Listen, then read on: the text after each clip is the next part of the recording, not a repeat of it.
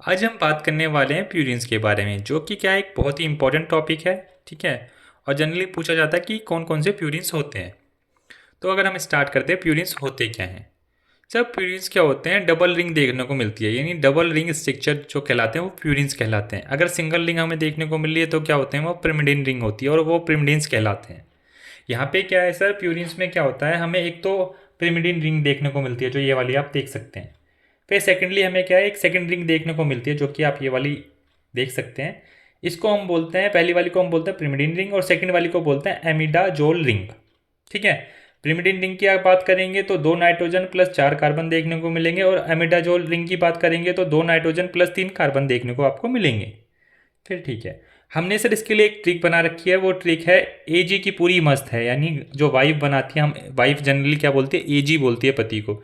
यानी जब वो पूरी बनाती है खाने के लिए, कचौरी जिसे बोल देते हैं, तो क्या होता है, हर किसी को तारीफ करनी पड़ती है। हम बोलते हैं ना मस्त है, क्या वो कितनी बेकार हो।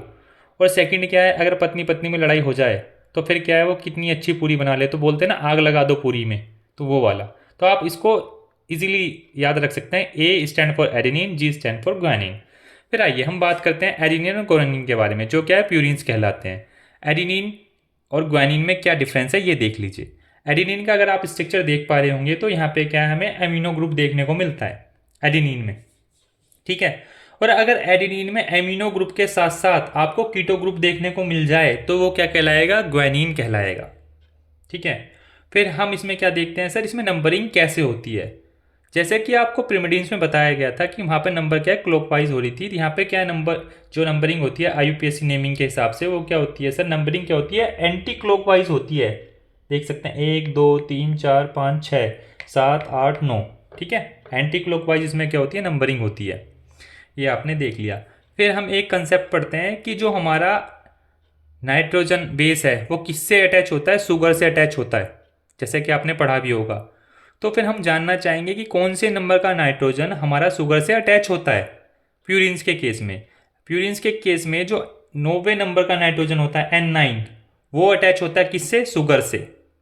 और प्रिमिडिन्स में अगर आपने देखा होगा तो कौन से नंबर का नाइट्रोजन अटैच हो रहा था, N1, यानी नंबर 1 का नाइट्रोजन किससे, शुगर से अटैच हो रहा था, जैसा कि आप देख पा रहे होंगे। आइए चलिए आगे बढ़ते हैं। हम फिर जानना चाहेंगे कि सर जो हमारे डीएनए होते हैं, आरएनए होते हैं, उनको हम कैसे पहचानें, उनकी सीक्वेंस को हम कैसे पहचानें। ठीक है सर, मैं बिल्कुल आपकी बात से सहमत हूँ। जैसा कि आप देख पा रहे हैं, एडिनिन एडिनिन ग्वानिन और साइटोसिन डीएनए के केस में, और आरएनए के केस में एडिनिन ग्वानिन और साइटोसिन, ऊपर के तीनों डीएनए में भी और आरएनए में भी क्या है, सेम है, जैसा कि आप देख पा रहे हैं। लेकिन जो चेंज जो डिफरेंस देखने को मिलता है वो हमें फोर्थ पोजीशन यानी चौथे नंबर पे, जो कि डीएनए में क्या होता है, थाइमीन, जिसे कि टी से रिप्रेजेंट करते हैं। और आरएनए की अगर बात करते हैं तो फोर्थ नंबर पे कौन सा आता है, यूरासिल, जो कि क्या होता है, यू से रिप्रेजेंट होता है। तो डीएनए के लिए क्या एक ट्रिक बन रखी है। क्या ट्रिक है सर, दिल्ली में कौन सी बस चलती है, डीटीसी की बस। जैसा कि आप जानते होंगे, अगर दिल्ली से बिलोंग करते हैं या उसके कभी दिल्ली आए तो आपने जनरली सुना होगा डीटीसी की bus, DTC. D stand for DNA, T stand for thymine, जैसे कि मैं याद रखता हूँ अपने लिए। अगर मुझे डीटीसी की बस याद है, यानी D stand for DNA, T stand for thymine. और अगर डीएनए में थाइमीन आ गया तो मुझे पता है, अगर थाइमीन डीटी आ गया डीटीसी में, अगर ये आ गया डीएनए में, अगर थाइमीन आता है तो यूरासिल तो मुझे पता है फिर आरएनए में ही आएगा। यही तो डिफरेंस है इन दोनों में, ये आप देख पा रहे होंगे। ठीक है। फिर हमने इसके लिए क्या आपको सीक्वेंस दे रखी है, जैसे कि आप देख सकते हैं पहली वाली सीक्वेंस AGCCGTACG, ये सीक्वेंस है। यहाँ पे क्या आ रहा है, एक टी आ रहा है बीच में, टी किसके लिए स्टैंड होता है, थाइमीन के लिए स्टैंड होता है। तो इससे हम इजीली आइडेंटिफाई कर पाए ये कौन सी सीक्वेंस है, डीएनए की सीक्वेंस है। ठीक है। फिर हमने सेकंड सीक्वेंस दिया है AGUCGUACG। ठीक है। इसमें आप इजीली देख पा रहे हैं, यहाँ पे टी तो एब्सेंट है, टी तो कहीं आपको दिख नहीं रहा है। यहाँ पे क्या यू आपको दिख रहा है, और जब यू दिख रहा है तो यानी यू स्टैंड फॉर यूरासिल, तो ये क्या है, हम इजीली आइडेंटिफाई कर पा रहे हैं कि ये क्या है, आरएनए की सीक्वेंस है। जब आप इतना इसको इजीली आइडेंटिफाई कर पाए तो हम आपके लिए क्वेश्चन लेके आए हैं, इसको कमेंट बॉक्स में जरूर बताना। एक सीक्वेंस है, इसमें आपको बताना है कि ये डीएनए है या आरएनए है। चलिए देखते हैं आपने कितना समझा है। फिर हम बात करने वाले किसके बारे में, पेंटोज शुगर के बारे में, यानी 2 तरह की शुगर के बारे में हम पढ़ने वाले हैं इसमें। पहला कौन सी है, राइपोज शुगर, जो कि आरएनए में पाई जाती है।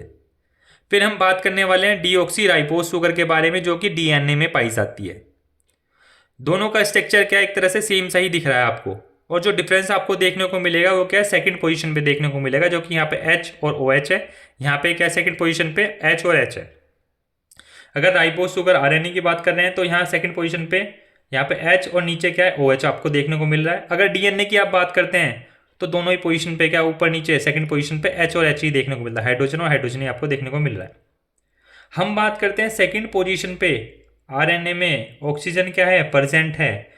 यहाँ पर ऑक्सीजन प्रेजेंट है इसलिए ये क्या है, मोर रिएक्टिव है। ऑक्सीजन के प्रेजेंट होने से क्या हुआ, रिएक्शन का यानी वो क्या है, जल्दी रिएक्शन करेगा, मोर रिएक्टिव बन गया।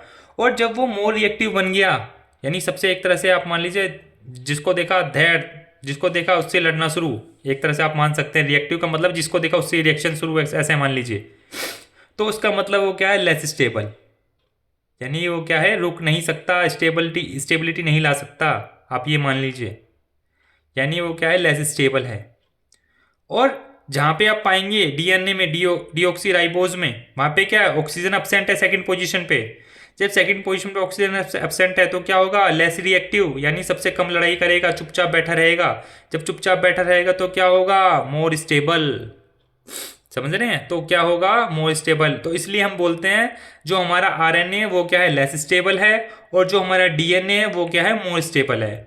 एंड आई होप आपको जितना हमने इस वीडियो में बताया वो सब इजीली आपकी समझ में आ गया होगा एंड आपको ये वीडियो अच्छी लगी होगी। इसी के साथ हम इस वीडियो को समाप्त करते हैं। अगले पार्ट के लिए हम नेक्स्ट वीडियो में मिलते हैं। Thank you.